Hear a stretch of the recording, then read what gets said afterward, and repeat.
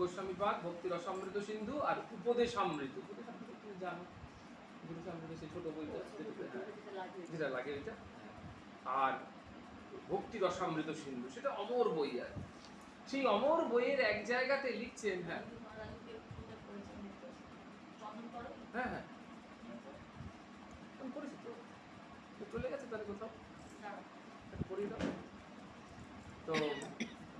সেখানে বলছে যে কৃষ্ণ ভক্তি কেমন, কৃষ্ণ ভক্তিটা কেমন, তার 6টা বৈশিষ্ট্য বলছে কৃষ্ণ ভক্তির। একদম আজকের থেকে একদম মনে রাখতে হবে যে কৃষ্ণ ভক্তির বৈশিষ্ট্য কটা, বলছে 6টা বৈশিষ্ট্য, একটা দুটো নয়, 6টা বৈশিষ্ট্য। কি বৈশিষ্ট্য বলছে? ক্লেশ অগ্নি, ক্লেশ অগ্নি, অগ্নি নয়, একটা বানান হচ্ছে অগ্নি, অগয় নয় হস্যই, অগ্নি। অগ্নি মানে যে আগুন জ্বালাই আমরা, ওটাকে বলে অগ্নি।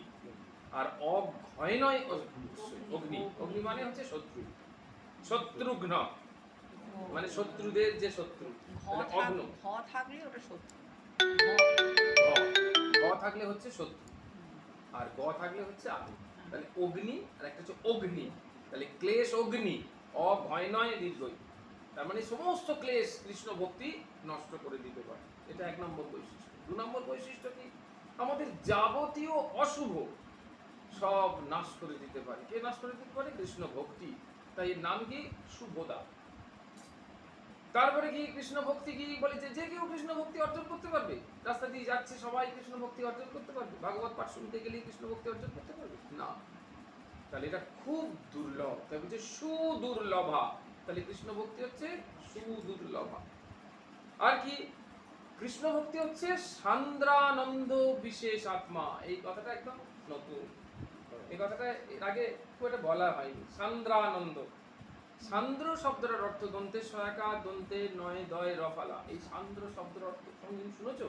এটা একটা সাহিত্যের শব্দ, বাসুদা হয়তো জানো।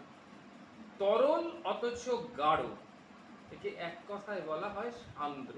তরল অথচ গাঢ়, তরল লিকুইড, বাট সেটা খুব ঘন। হ্যাঁ, ঠাকুর শ্রীরামকৃষ্ণ, হ্যাঁ পারদ হচ্ছে কঠিনের উদাহরণ একটা, যেটা ওইরকম নয়, এক্সেপশন।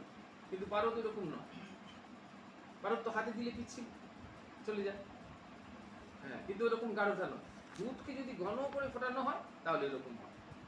হ্যাঁ, তো একটা জিনিস কি, ঠাকুর শ্রীরামকৃষ্ণকে যখন দুধ খেতে বলেছিলেন, ঠাকুর তো দুধ খেতে পারতেন না। এই জন্য মা কি করতেন? অনেক দুধ এক জায়গায় করে ঘন করে করে এইটুকু করে দিতেন, ঠাকুর সেগুলো খেতেন। হ্যাঁ, সেটা হচ্ছে ঘন। তাই বলছে তরল অথচ গাঢ়, তাকে বলা হচ্ছে সান্দ্র। সান্দ্র হচ্ছে কি, যেটাকে বলা হয় ইংরেজিতে আমরা বলি কনডেন্সড, ডেন্স, ইন্টেন্স। এই সব কথাগুলো হচ্ছে সান্দ্র শব্দটা ইংরাজি শব্দ। আর একটা শব্দ হয় কম্প্যাক্টেন্স, এগুলো সে কম্প্যাক্ট হয়ে আছে। সেই সান্দ্রানন্দ বিশেষ আত্মা, এটাকে বলা হয়েছে। আর একটা কি বৈশিষ্ট্য বলছে? মোক্ষ লঘুত্বাৎ। যে ভক্তি যদি কেউ লাভ করে, তার কাছে মোক্ষটা তুচ্ছ হয়ে যায়। সে মোক্ষ কোনোদিন কামনা করে না। যে কৃষ্ণ ভক্ত, সে মোক্ষ কোনোদিন কামনা করে না, মোক্ষ কামনা করে না। মোক্ষ লঘুত্তা, তাৎ তয়বয় আকার খণ্ডত্ব, মোক্ষ লঘুত্তা। আর একটা হচ্ছে এর বৈশিষ্ট্য কি? কৃষ্ণ আকর্ষণী। এই ভক্তি যদি কারুর হয়, তাহলে সে সবসময় কৃষ্ণকে আকর্ষণ করতে পারে। তাহলে আমরা কটা পেলাম? 6টা বৈশিষ্ট্য। 6টা বৈশিষ্ট্য কি কি? প্রথমে হচ্ছে ক্লেশ অগ্নি, যে সমস্ত ক্লেশগুলোকে নাশ করে দিতে পারবে। তারপরে কি? শুভদা, যেটা শুভ প্রদান করে, যাবতীয় শুভ প্রদান করে। তারপরে কি? সুদুর্লভা, অত্যন্ত দুর্লভ, এটা পাওয়া যায় না।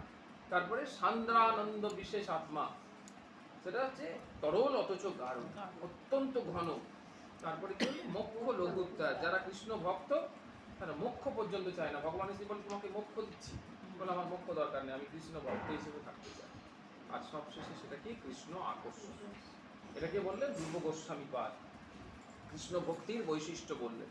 এটাই হচ্ছে আজকের আমাদের ভাগবতের প্রথম যে আলোচনার মুখবন্ধ, সেইটা। এটা এবার আমরা কাগজ থেকে বলবো। কি বলছে? শ্রী রূপ গোস্বামীর ভক্তি রসামৃত সিন্ধু গ্রন্থের ব্যাখ্যায় শ্রী প্রভুপাদ শুদ্ধ ভক্তির 6টি লক্ষণ প্রসঙ্গে লিখছেন। শুদ্ধ ভক্তির 6টি লক্ষণ আছে। প্রথম হচ্ছে শুদ্ধ ভক্তি কেমন না? ক্লেশ অগ্নি, অর্থাৎ সব রকমের প্রাকৃতিক ক্লেশ তৎক্ষণাৎ নিবৃত্ত করে। সব রকমের যত রকমের ক্লেশ আছে, আমাদের ক্লেশ কয় প্রকার? তাপ 3 প্রকার। ক্লেশটা কয় প্রকার? এটা হচ্ছে যোগশাস্ত্রের বিষয়। পতঞ্জলি যোগশাস্ত্রে বলছে যে ক্লেশ হচ্ছে 5 প্রকার। কি কি প্রকার? অবিদ্যা, অস্মিতা, রাগ, দেশ আর অভিনিবেশ। এটা হ্যাঁ পতঞ্জলি যোগভাষ্যে রয়েছে। পতঞ্জলি মুনি তার যে যোগভাষ্য তাতে বলছে যে ক্লেশ, আমাদের একটা মন্ত্র আছে, আমি এখানে প্রায় সময় বলি, কেশব ক্লেশ নাশায় দুঃখ নাশায় মাধব হরিহর চ পাপ নাশায় গোবিন্দ মুক্তিদায়। বলি মন্ত্রটার মানে কি? না যদি তুমি ক্লেশ নাশ করতে চাও তাহলে কাকে ডাকবো? কেশবকে। গোবিন্দকে তো সবসময় ডাকবো, কিন্তু এক একটা ভাগ করে দিয়েছে। ক্লেশ নাশের জন্য কেশব, তাহলে কেশব ক্লেশ নাশায়। মাধবকে কার জন্য ডাকবো? বলছে দুঃখ নাশায় মাধব হরি হরচ পাপ নাশায়। হরিকে ডাকবো পাপ নাশের জন্য, কারণ হরি পাপ হরণ করে নিতে পারে। আর গোবিন্দ মুক্তিদায়ক, গোবিন্দকে ডাকলাম যে মুক্তিদায়ক। আরেকবার বলো। হ্যাঁ